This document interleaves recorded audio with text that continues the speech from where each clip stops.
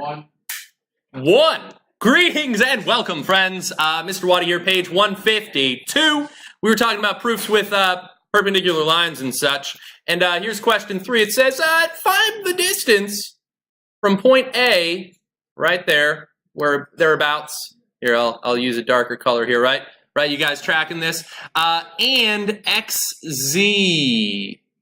There we go. And so the way to measure that, the way we measure a distance from a point to a line is perpendicular to that. That's the minimum distance, so that would be kind of the most interesting one to be aware of. So in order to do this, I would have to come to the table with this smuggled in my brain bucket, like so.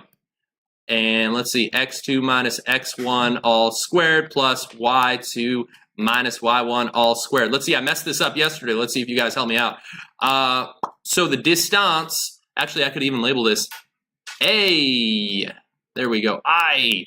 Let's see, I'll have 3 minus 0 in parentheses all squared plus, and then 0 minus 1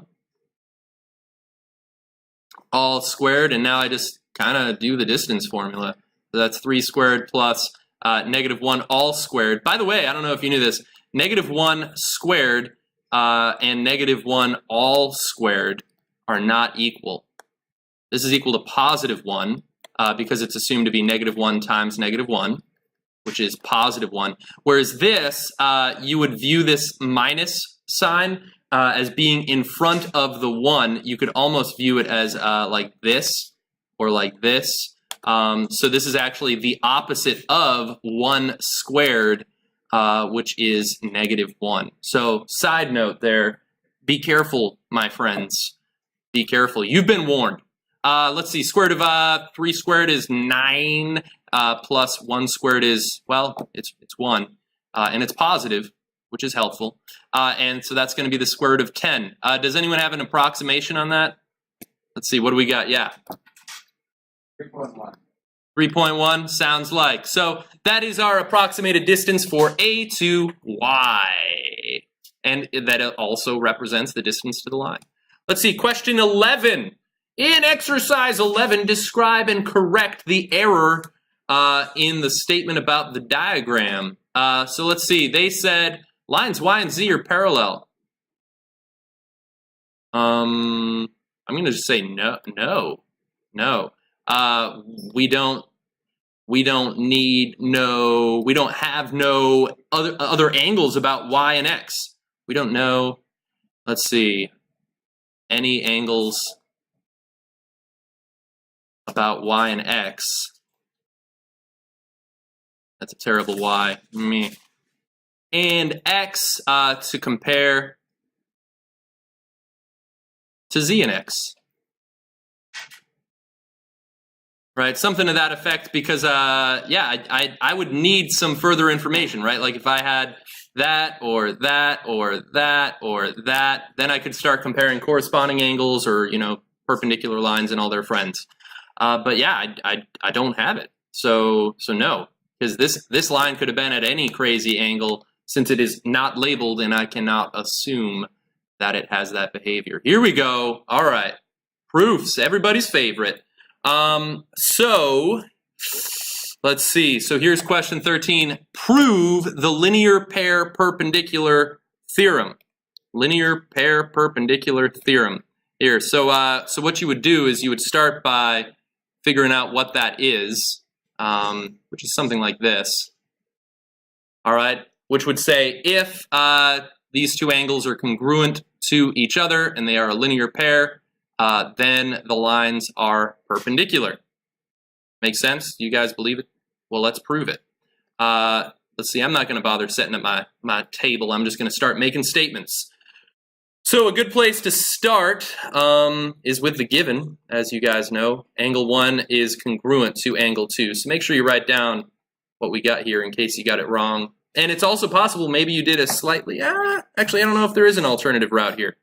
Let's see, then I'll say if these two angles are congruent, well then their measures are equal. Why would that be true? Def of calm. Right? Okay. Let's see. They're also a linear pair. So I'm going to say that measure of angle 1 plus measure of angle 2 equals 180 degrees by the linear pair postulate, LPP. And let's see, I think there's some substitution that could happen. Anyone see some interesting substitution here? If angle 1 is truly equal to the measure of angle 2, then I could replace it as such. Let's see, measure of angle 1 plus the measure of angle 1, nope, is equal to 180. All right, so that's subs. And let's see, let's combine like terms. This is just 2 of the measure of angle 1s. I guess I could write it this way. I would argue you don't need those parentheses, but it might be helpful.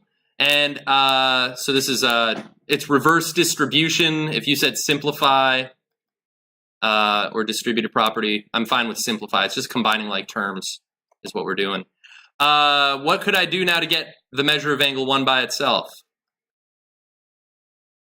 Yeah, divide both sides by 2. So that's div prop. Right, div prop equals. And let's see, if the measure of angle 1 is equal to 90 degrees, well, I also know that the measure of angle 2 is equal to 90 degrees. Because measure of angle 2 is equal to measure of angle 1, which is equal to 90. And therefore, these two are equal. That sounds like transitive prop. Trans prop equal. Oh, that was like 3-qual right there. And let's see, it looks like I've got enough information to say that G is perpendicular to H. And that would be definition of perpendicular lines. Def of perp lines. And so I've proven that with this given information and the situation described in the linear pair perpendicular theorem, that I can conclude that G is perpendicular to H. And now that I've proven it, we know it's true. We know it's true todo de los tiempos. Am I right, Isaiah? What's your phone say? Do they agree? You're like texting for a lifeline. Yeah, they agree. They're like, oh yeah, I believe it. And you're like texting your friend like, man, I just proved the linear pair perpendicular theorem. Did you know this was true? And they're like, well, I kind of thought it was, but I didn't know that it was. And now they know. The more you know. Let's see, question 18. Here we go. It says, determine which lines, if any, are parallel. Thoughts? Any lines? B parallel to C. Does anyone have a reason that they could give or summarize? Is that what it is? Is that the official? Lines perpendicular to a transversal theorem. Man, I'm never going to remember that name. I would have just been like, I don't know, these two are linear pair, therefore that's 90, and then corresponding angles converse. But yeah, the correct way, the shorter way. Actually, is it shorter? It's got such a long name. So yeah, lines perpendicular to a transversal theorem. Man, they got to work on like their branding or something on that one. I don't know. Did I end up picking another problem? I think, no, it looks like I didn't. Well, thanks for watching, internet friends. Have a great day. Yeah, what an ending. It still hasn't ended, and now have a great day.